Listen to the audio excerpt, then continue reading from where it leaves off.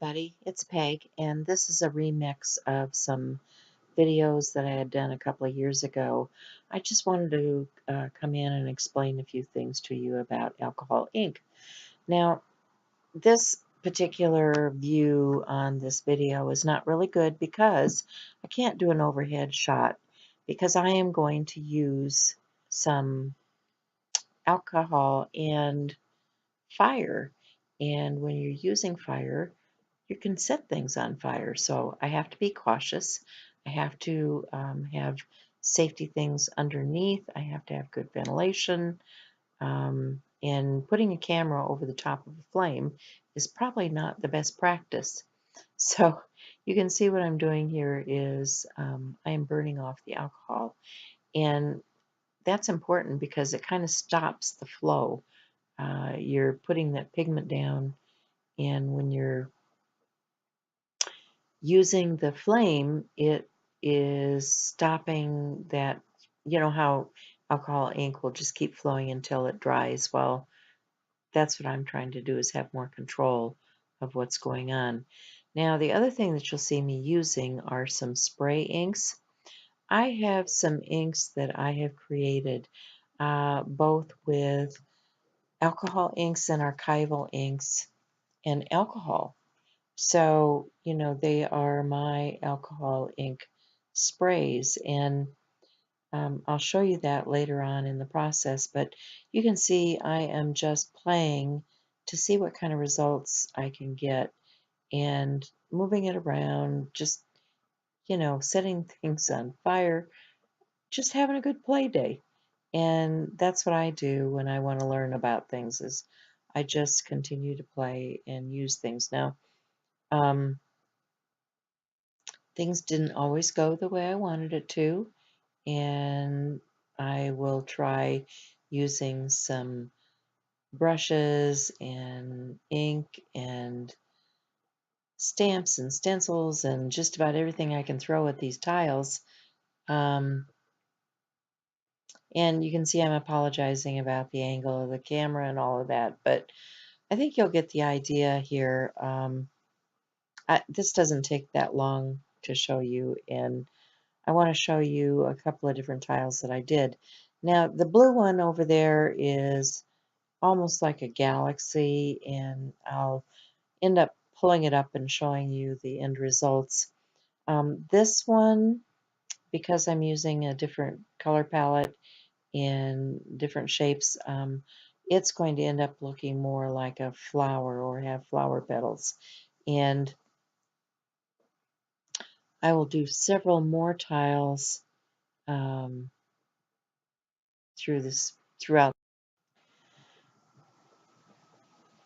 So what I have going on here is I have some craft mats underneath and a ceramic tile and then a cookie sheet, so that, I'm not going to set anything on fire. And I'm going to use some stencils on these and um, apply different inks with my inking tool. And yeah, you can see there I lifted that blue one up so you can see it a little bit better. But the main thing is to keep things cleaned up so that you don't have a bunch of alcohol just sitting around that's going to catch on fire. That you use caution and have a fire extinguisher ready if you need it.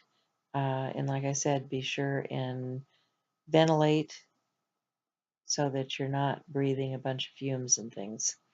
So, this particular tile, I did a lot of work with the stencils. This is a Stencil Girl stencil from, let me think. Yeah, it's eluding me. Anyway, it's a Stencil Girl stencil. I'll try to remember to put the information. Oh, Tracy Batista. That's who it is. I later end up cutting the stencil up because it has a lot of different images on it. And, that's one thing that I do with stencils, is I just kind of butcher them because there's sections and things I want to use. Now I'm coming in with a little bit of, I think that was eggplant in a tool and putting that over the top because I have layers. Now I have layers and layers of stenciling on here. And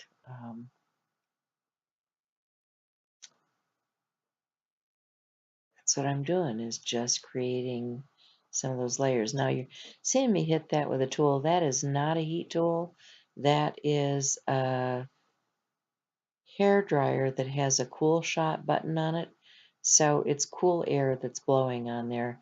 I am not going to heat that up or cause a fire when I'm holding it. And you also saw me go around the edge of the tile with that ink. It just, helps finish that off and make it look more cohesive. So let's see, I have my base layer down. I did that with spray. I'm going to come back on this one.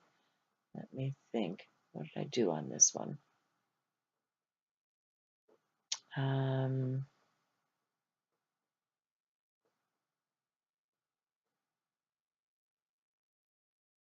Okay, looks like I did more stenciling.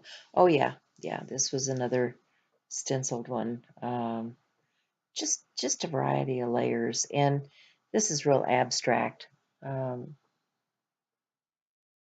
Nothing really for an image other than abstract texturized piece. So that's basically it for what I was doing with the alcohol. And you can see I stenciled. So to finish these off, I just used a few stenciled images on top of the tiles.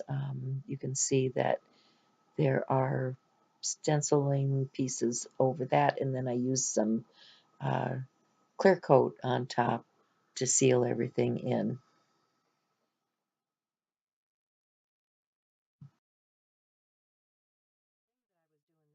Was fire on these tiles, and a lot of people were asking about, well, how do you seal that? Because typically you put alcohol on something like this and eventually it's going to move or pick up. And so I had read up a number of different websites, and I can't even tell you who did the recommendation or anything. Can you see the gloss on that? Ooh, pretty. They had said triple thick, and I think it was from a different company. But I was looking around and I was looking at the ingredients and sprays and things, and right there in my own backyard, Deco Art has triple thick gloss glaze.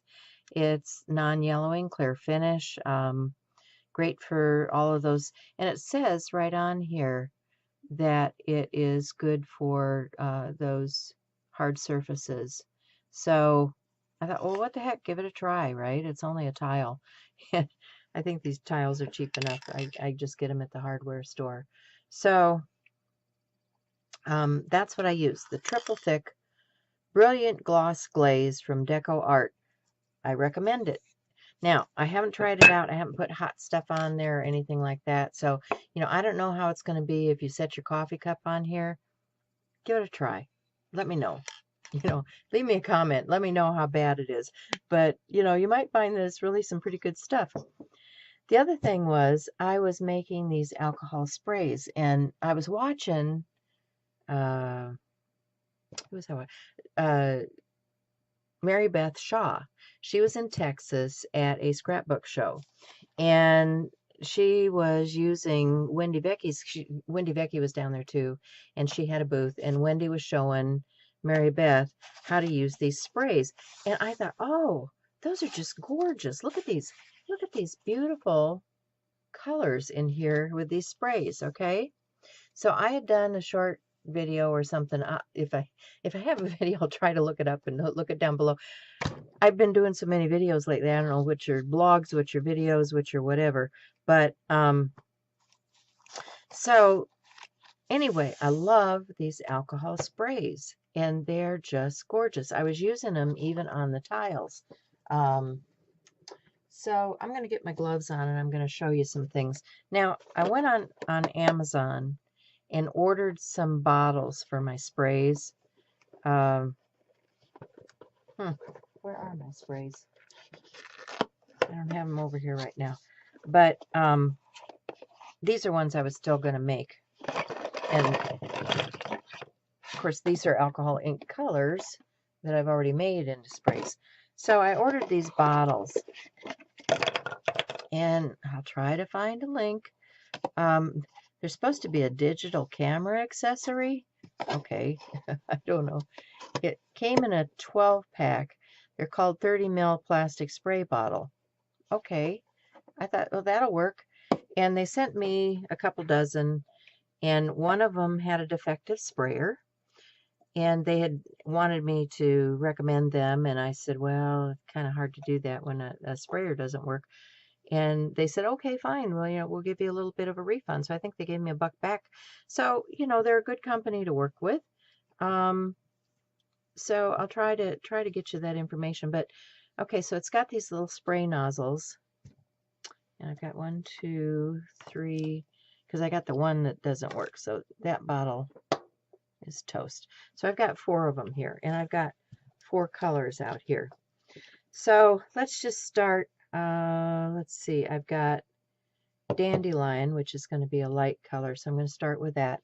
And all I do is, this is 91 isopropyl rubbing alcohol, 91%.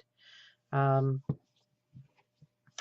don't use the lightweight stuff, the 70 or 71, whatever it is, just because there are other properties in that, and it dries differently. That's why I use the 91. So if you're asking why does she get that rather than the regular rubbing alcohol, that's why. And, I don't think anybody really explains that to anybody. So take it from me, guys. It does make a difference. So I'm just going to put some alcohol in here. And depending on what you want your concentration, I'm going, maybe 2/3 of the way up the bottle. So I'm going to put my alcohol in here.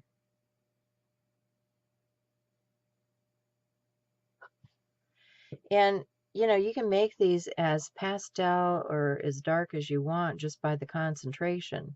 You can make them 100% if you want to make them straight alcohol ink. I didn't really want mine that dark because they are dark. You know that when you use them, and you have to dilute them a little bit with the spray. Okay, so I've got alcohol in each one of those. Now, I recommend gloves because this stuff will get on you and will stay on you. So gloves are necessary, and it also helps if you're working with tiles and things like that, because then you're not getting your skin oil onto those tiles. So these are the alcohol sprays that I made the other day. And, you can play with the concentration. I even made one in white. Now, the white, you can see, has some stuff that kind of bunches up like paint. It's probably got a little bit of acrylic in there. So store that one on its side so it doesn't jam up the sprayer. But I like to have a white. So when you're going to work with this on a tile, you're going to want to clean your tile. And that you can just do with a little rubbing alcohol and a towel. Because there may have been oils on here already. So you're just going to clean that off.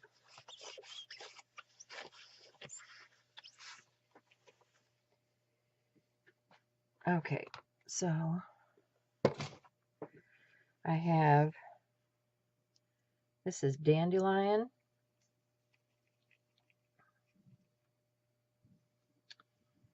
So I'm just going to take my bottle and squirt some of that right down in there. And like I said, you can make whatever kind of concentration you want. This is a light color to start with, so I gave it a good squeeze. You saw that. Probably put maybe half an inch worth in there. And then I just put my spray top on, shake it up,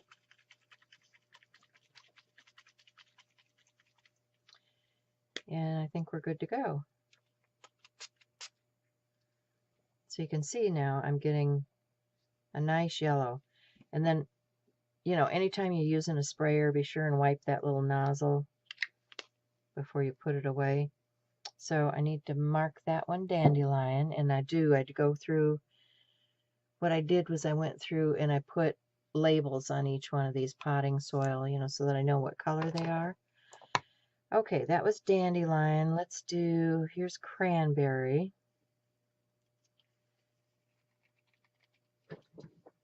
Sometimes the lids on these, the alcohol dries and they get a little bit testy.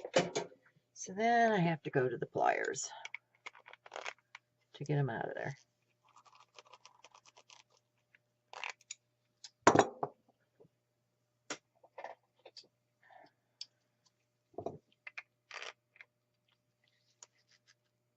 There we go.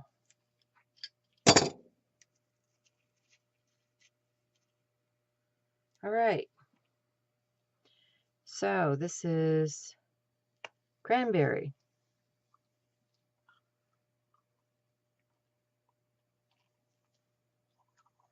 Ooh, yummy, nice color. Okay, I'm putting quite a bit of that in there because I really like that. It's a rich red. Yummy. Okay, and put a top on that. And shake it up. And cranberry. You know, actually, now that it's like this, it's kind of pinky. I think I want to add more. This is where I say it's an experiment, folks. See, it's a little too diluted for me. I like the color. It's a nice pinky red, but I think I want more of that cranberry in there.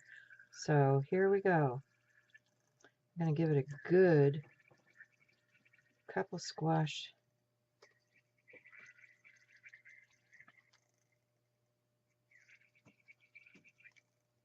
Okay.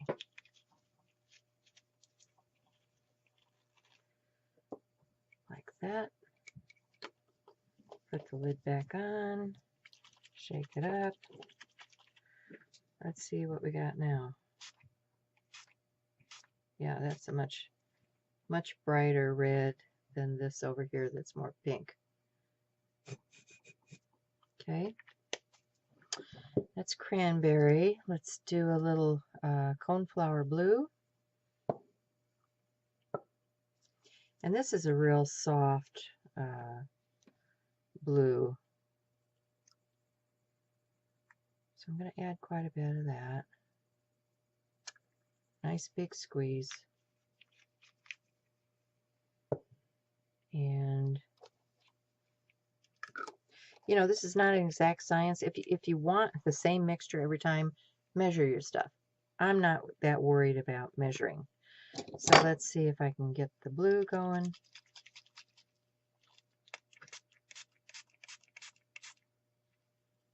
Yeah, and you see where it's with the yellow up here and it's blended into this green.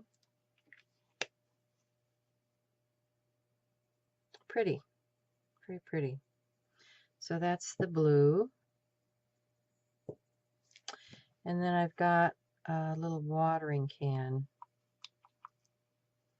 just kind of a gray. I don't know. Don't know if I need that one. I think I might wait on that one because I have a few others like tree branch and that I haven't done either. So let me do a tree branch. That would be a brown for my friend Shell. This is a brown. She's not a fan of brown. It's a color. I like it. Sorry, Shell. No purple on here. Well, there is a little bit. Here, if I do this, if I do the red down here, and I mix my blue with that, we'll make purple for shell. There you go. And then I'll add just a little bit of alcohol. And boom! Isn't that fun? Now, if you don't like the way things are, it's no problem, because this is alcohol ink and I haven't sealed it yet. So what do? All I have to do is take some more alcohol. Now I like, this one is one that has a little pop top. This one has a little top like this. You know, you can get these kinds of things at the dollar store. But what it's going to do is going to, see how it's drawn away here? That's where something was on the tile. But it's going to continue to move until it's dry.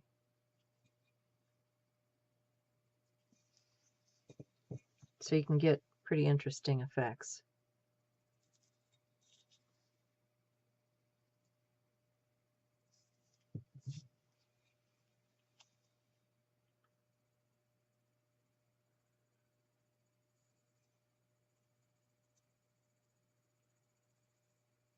And I do dry this sometimes when I want it to slow down. What you saw me do the other day was I took a torch to it, lit it on fire.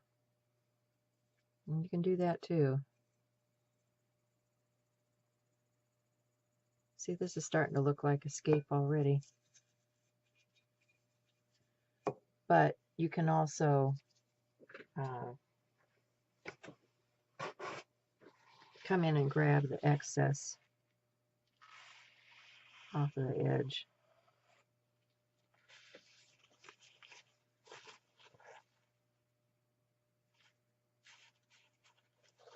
If I'm thinking that that's a little bit much down in there, and I can move it. It's just fascinating to watch. You know, and then, like if you want to come in with another color, like suppose I want some grassy, hilly stuff down here, I can bring in just my alcohol ink, and I can spread that. Oops, I can spread that with a brush, with a stick, with whatever. You know, I can spread that out on my tile and paint.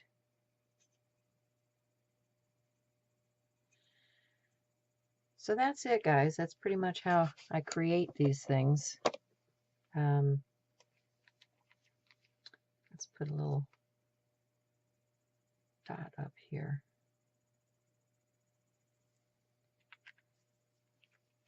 Get a sun going.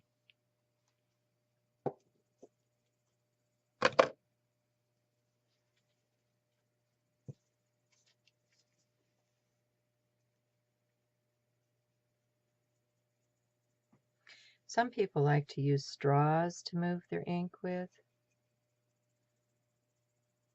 That's another technique that I've seen June use.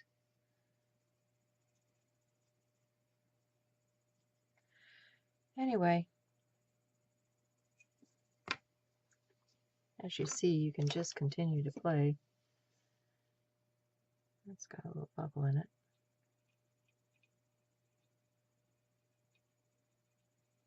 Gonna try moving that out a little bit.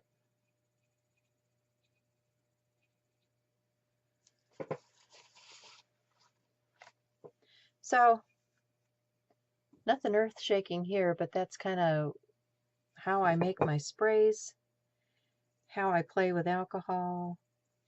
I'll get the reference information out there for you, and have a great day, guys. Bye for now.